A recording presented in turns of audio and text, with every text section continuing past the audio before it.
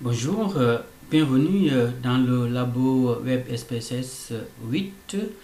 Nous avions abordé l'analyse tabulaire bivariée qui est particulièrement appropriée lorsqu'on veut mettre en relation deux variables de nature qualitative de façon à apprécier l'intensité et éventuellement la direction d'une telle relation. Mais on en a déjà parlé, l'analyse tabulaire bivariée est approximative.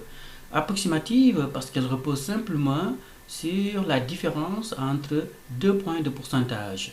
Et lorsqu'on met l'accent seulement sur la comparaison entre deux points de pourcentage, c'est qu'on laisse en rade beaucoup d'informations. Et la perte d'informations sera d'autant plus importante que le tableau bivarié est grand. Et donc c'est la raison pour laquelle on utilise le qui-carré, soit une seule mesure statistique qui va capter l'ensemble des différences contenues dans un tableau bivarié. Et surtout, la question qu'on se pose est de savoir est-ce qu'une relation qui est présente dans les données de l'échantillon est révélée par l'analyse tabulaire bivariée est statistiquement significative ou pas au niveau de toute la population dont est issu l'échantillon question. Autrement dit, le hasard de l'échantillonnage peut faire de telle sorte qu'on tombe sur un échantillon qui nous révèle l'existence d'une relation, alors que dans la population, il n'y a pas de relation.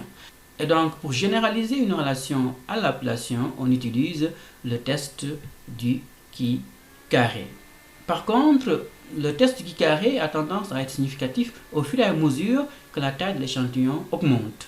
Et bien, c'est la raison pour laquelle on calcule généralement ce qu'on appelle les mesures d'association, comme le coefficient de contingence et surtout le V de Cramer, qui sont utilisés lorsqu'au moins une des deux variables est nominale, ou bien si vous voulez, lorsqu'on fait abstraction du caractère ordinal des variables qui sont mises en relation, alors que le gamma est utilisé lorsqu'on est en présence d'une relation entre deux variables ordinales, l'enjeu étant d'apprécier la direction d'une relation, outre bien sûr l'intensité. Eh bien, dans le labo d'aujourd'hui, nous utiliserons le logiciel statistique SPSS de façon à procéder dans un premier temps à l'analyse tabulaire bivariée, comme révélant une relation observée sur des données d'échantillon. Ensuite, on va chercher à généraliser cette relation à la population à l'aide du qui-carré et l'interpréter en termes de signification statistique.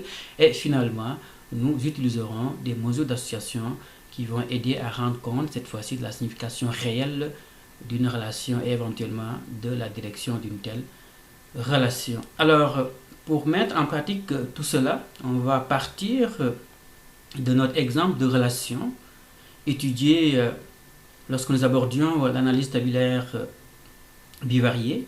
On s'intéressait à la relation entre le sexe et l'emploi occupé au cours des 6 derniers mois par les étudiants. Les deux variables étant de nature catégorielle, eh bien, on peut procéder à l'analyse tabulaire bivariée. Eh bien, reprenons la même procédure en cliquant sur le menu Analyse, ensuite Statistiques descriptives et Tableau croisé, de façon à voir apparaître cette fenêtre contextuelle. Alors, la variable dépendante, la variable la plus importante ici, c'est l'emploi occupé. Donc, EMTP. Donc, on va la placer sous ligne. Et la variable indépendante sexe, on va la placer plutôt sous colonne.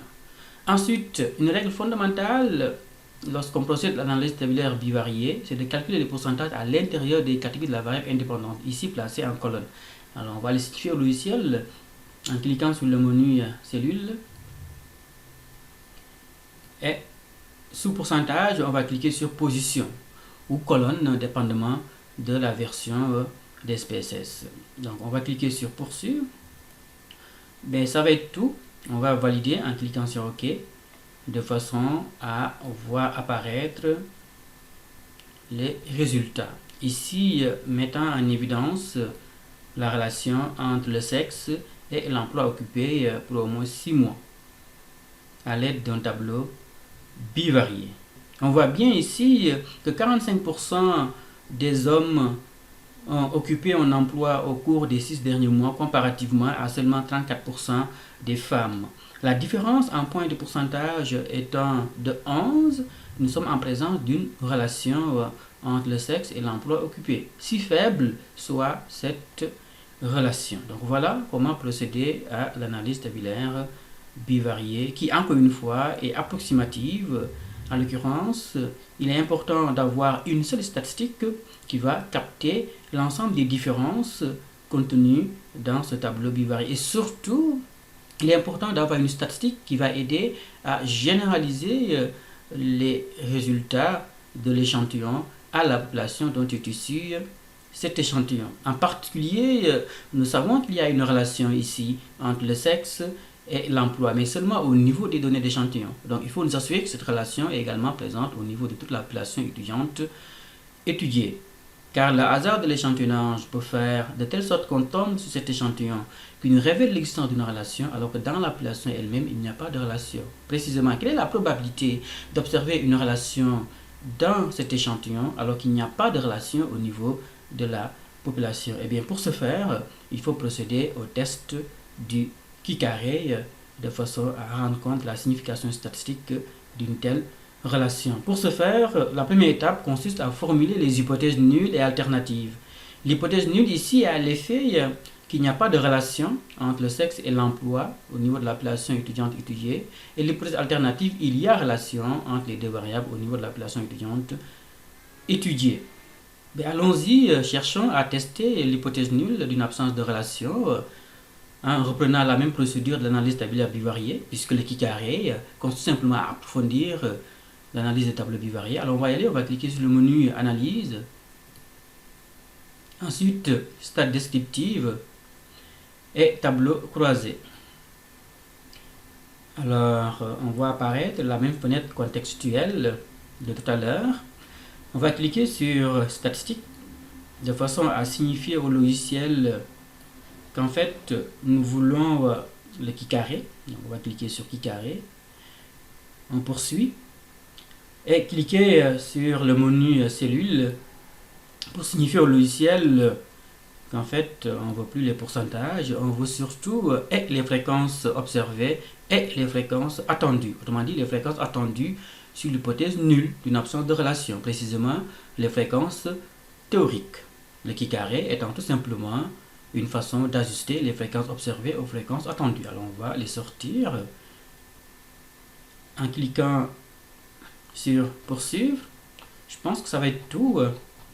On va valider en cliquant sur OK de façon à voir apparaître ces résultats. En particulier, le premier tableau récapitule le nombre d'observations valides. Ici, on se retrouve avec 2304 cas. Et le deuxième tableau nous compare les fréquences observées et les fréquences théoriques. En particulier, on voit bien qu'il semble y avoir des différences entre les fréquences observées et les fréquences théoriques.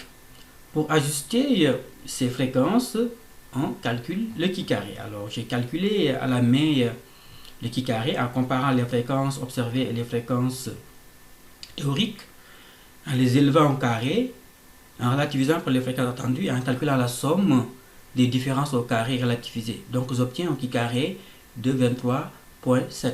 Et bien, c'est exactement la même valeur qui est obtenue par SPSS.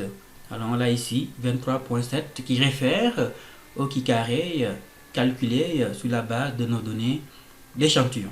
Il reste maintenant à savoir si le qui carré calculé est statistiquement significatif, autrement dit, est statistiquement différent de 0. Et bien, pour ce faire, une première méthode consiste à comparer le qui carré calculé au qui carré critique.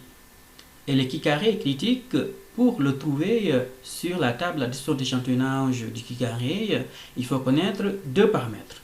Le seuil de signification, donc donnons-nous un seuil de signification de 0,05, ou si vous voulez au niveau de confiance de 95%, et le nombre de degrés de liberté. Donc ici, SPSS a fini de nous calculer le nombre de degrés de liberté, ici qui est de 1, puisque nous sommes en présence d'un tableau de 2 par 2. Donc nombre de colonnes 2 moins 1 multiplié par nombre de rangées 2 moins 1, nous retrouvons 1 comme degré de liberté. Par contre, SPSS ne donne pas la valeur critique du qui carré. Donc il va falloir la chercher connaissant ces deux paramètres. Alors pour ce faire, on va retourner à la table du qui carré que vous avez devant vous et utiliser précisément la page automatisée. Alors on a un seuil de 0.05 avec un degré de liberté. Il nous faut minimalement un qui carré de 3.424 pour pouvoir rejeter l'hypothèse nulle. Alors on peut même aller plus loin et retenir par exemple un seuil de 0.001, autrement dit au niveau de confiance de 99.9%. Mais dans ce cas, il nous faudrait 10.8 comme qui carré minimal pour pouvoir rejeter l'hypothèse nulle.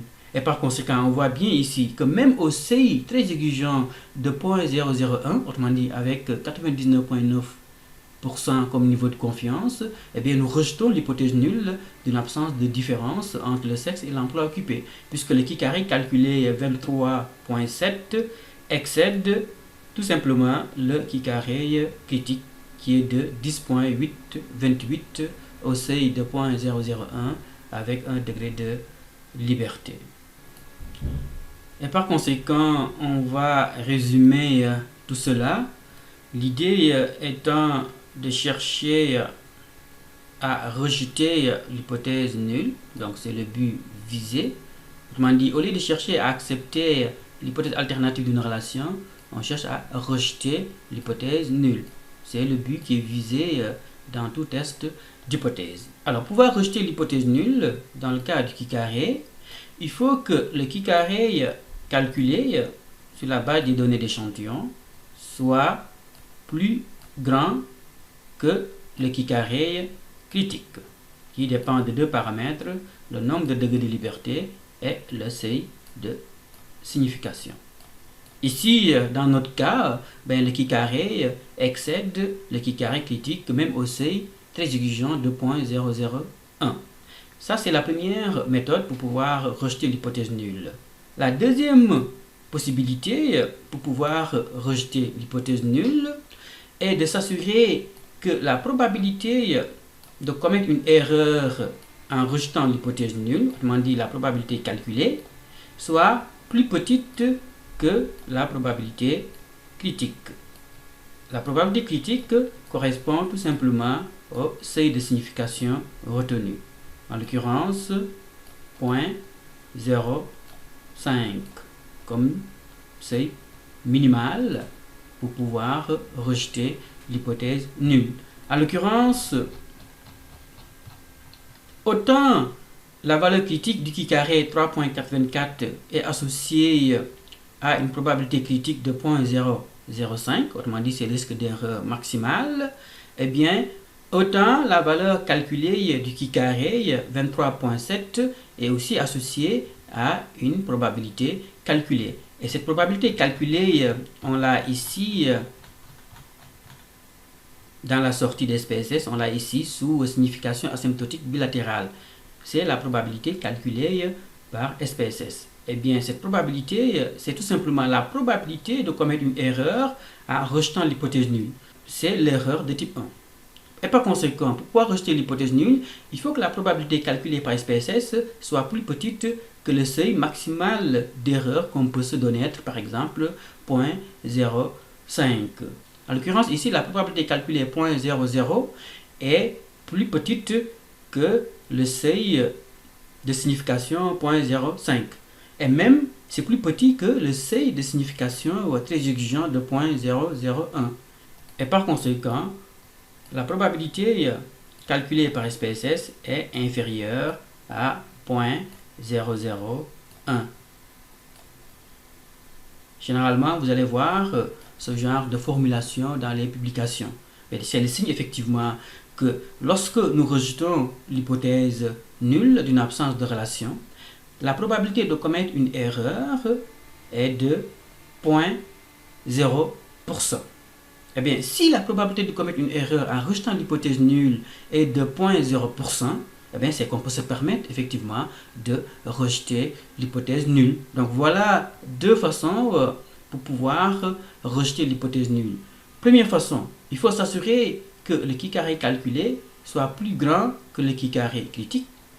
Deuxième façon, s'assurer que la probabilité de commettre une erreur en rejetant l'hypothèse nulle soit plus petite que le seuil d'erreur maximal qu'on se donne. Ici, on se donne un seuil maximal de 0.05, comme on peut se donner aussi un seuil de 0.001. Reste maintenant à déterminer comment SPSS s'y prend-il pour nous calculer cette probabilité de 0.000. En fait, dans le cas d'un tableau de 2 par 2, c'est le cas ici, la relation suivante se vérifie. C'est qu'effectivement, le score Z est égal à la racine carrée du qui carré. Prenez la racine carrée du qui carré calculée 23.7, vous obtenez 4.87. Donc 4.87 est ce qu'on appelle le score Z de la loi normale. Et à partir de la table de la loi normale, on peut déterminer les proportions à gauche et les proportions à droite. Par exemple, prenons un cas plus simple. Le cas où vous avez un qui carré calculé de 3.84. Dans ce cas, la racine carrée de 3.84 sera égale à 1.96. Or, dans le cas de la loi normale, nous savons que le score Z 1.96 définit une proportion centrale de 95%. Et que si vous avez une proportion centrale de 95%, c'est que vous avez 0.025 de part et d'autre de cette proportion centrale. De telle sorte que si vous prenez les deux proportions extrêmes, vous obtenez la probabilité calculée par SPSS ici, 0.05. Et par conséquent, tout qui carré calculé de 3.84 va donner un score Z de 1.96, mais aussi une probabilité calculée de 0.050.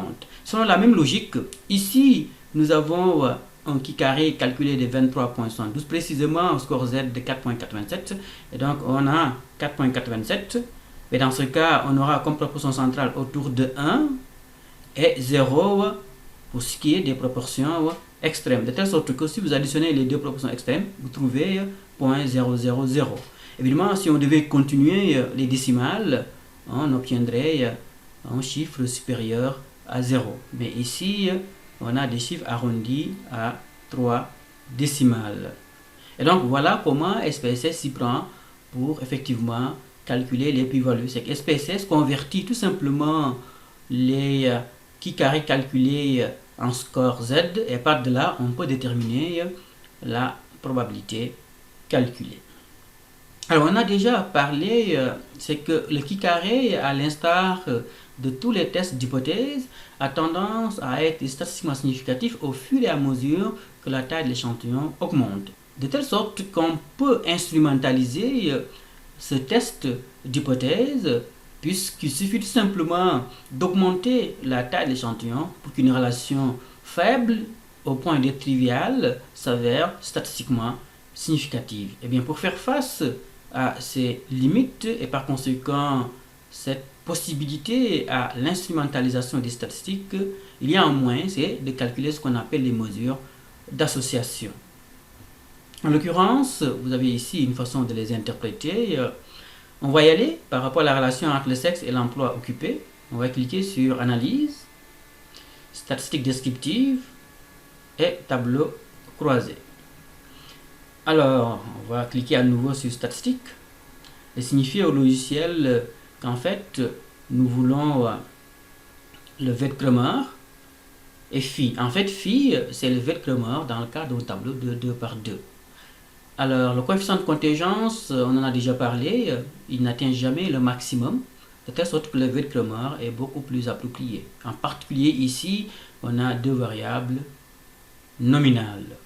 Donc le Wertkramer est certainement la mesure d'association la plus appropriée pour rendre compte simplement de l'intensité d'une telle relation. Alors on va cliquer sur poursuivre et par rapport aux cellules, on va enlever attendu et juste présenter peut-être les fréquences observées. Alors on va valider et s'intéresser en particulier au dernier tableau, donc qui présente le Wertkramer ici qui est 2.10. Et donc d'après la règle d'interprétation d'Imbo, nous sommes en présence effectivement d'une relation faible entre le sexe et l'emploi occupé au cours des 6 derniers mois. Donc voilà comment sortir le Wertkramer à l'aide de SPSS. Alors, que se passe-t-il maintenant lorsqu'on étudie une relation entre deux variables ordinales? L'exemple est donné ici de la relation entre la scolarité du père et le revenu du père. Alors, rappelez-vous, ici, nous sommes en présence de deux variables qui sont mesurées selon l'échelle d'intervalle ratio. Autrement dit, les deux variables sont de nature quantitative. Pour pouvoir utiliser l'analyse tabulaire bivariée et donc le qui-carré, il faut transformer ces valeurs métriques en valeurs catégorielles. Ce que j'ai fait ici à travers cette syntaxe où effectivement je trichotomise ces deux variables. Alors on va simplement copier la syntaxe et l'exécuter dans SPSS. Alors on va y aller. Alors on va sélectionner la syntaxe, mettre clic droit, copier.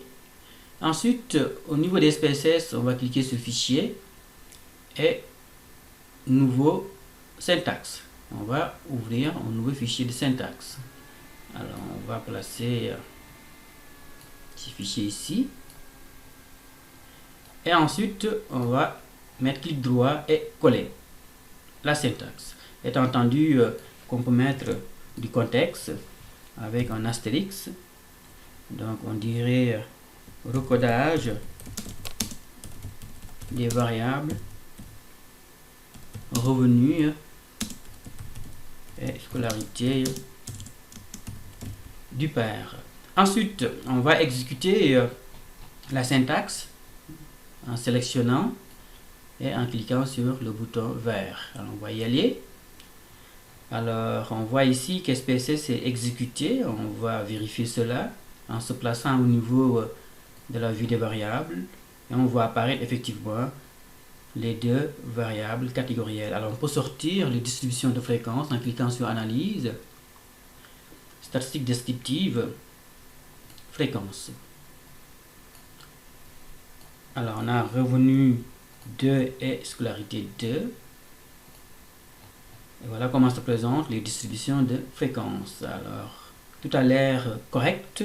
Et par conséquent, les deux variables ici étant catégorielles, précisément ordinales, il est possible non seulement de procéder au test du qui-carré, mais aussi de rendre compte de la direction de la relation en utilisant le gamma, qui est l'une des mesures d'association les plus appropriées dans ce contexte. Alors allons-y, on va cliquer sur le menu Analyse, Statistiques descriptives et Tableau croisé. Alors on va réinitialiser. Alors le revenu du père est considéré comme la variable dépendante, donc sous ligne, et le nombre d'années de scolarité comme variable indépendante, donc sous colonne. Alors on va cliquer sur Statistiques, sortir le qui-carré, mais aussi le gamma. Étant entendu qu'on peut faire abstraction du caractère ordinal des deux variables et sortir le vecteur, mais nous savons que le gamma est certainement plus approprié dans le cas de variables ordinales. Alors on va poursuivre. On peut même cliquer sur cellule et peut-être juste sortir les pourcentages. On poursuit. Et au niveau de format, on va signifier au logiciel de nous présenter les valeurs de la variable dépendante revenu de façon décroissante, de façon à mieux lire la direction de la relation. On va poursuivre. Il me semble que c'est tout. On valide de façon à voir apparaître les résultats. Donc ici, clairement, on a 56% des pairs des étudiants dont la scolarité est élevée, qui ont un revenu très élevé, comparativement à seulement 10,5% qui ont une scolarité faible. Donc il semble y avoir une relation entre la scolarité et le revenu chez les pairs des étudiants. Et cette relation est statistiquement significative au niveau de toute la population, puisque avec 4 degrés de liberté, il nous faut minimalement, alors on va y aller, donc même avec un seuil de 0.001, avec 4 degrés de liberté, il nous faut minimalement 18,47 comme qui-carré critique pour pouvoir rejeter l'hypothèse nulle d'une absence de relation entre la scolarité et le revenu. Et bien certainement le qui-carré calculé excède de loin cette valeur critique. Et donc ici, la relation est significative même à 99,9%. Une autre façon d'aboutir à la même conclusion, c'est de comparer la probabilité calculée par SPSS. Donc ici, qui est de 0,000, et certainement, elle est plus petite que le risque maximal d'erreur qu'on peut se permettre, par exemple, 0,001, ou si vous voulez, 0,1%. Autrement dit, même si nous rejetons l'hypothèse nulle, le risque d'erreur est certainement plus petit que 0,1%. Eh bien, autant alors rejeter l'hypothèse nulle d'une absence de relation entre la scolarité et le revenu. Et si on analyse le gamma, donc on se rend compte effectivement que la relation ici est plutôt forte entre la scolarité et le revenu, puisque le gamma ici est de 0,55.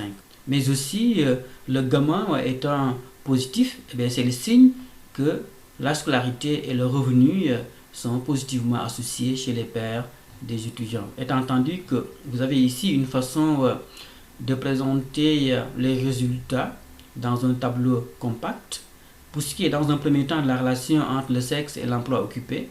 Donc généralement on va mettre les pourcentages à l'intérieur du tableau, ou si vous voulez les fréquences et les pourcentages à l'intérieur du tableau. Ensuite le qui carré et le v-crément. Ici les deux variables étant de nature nominale, et vous avez une façon de les analyser de façon succincte. Et dans la deuxième situation, mettant en relation le revenu et la scolarité, vous avez ce tableau également. Ici, on présente et le qui carré et le gamma. En tout cas, ce sont des façons standards de faire dans le milieu de la recherche. Et ici, vous avez une façon d'analyser succinctement les résultats. Alors, si vous êtes courageux et si vous avez le temps, vous pouvez faire ces exercices pratiques. Ben voilà, ça va être tout pour le labo SPSS d'aujourd'hui.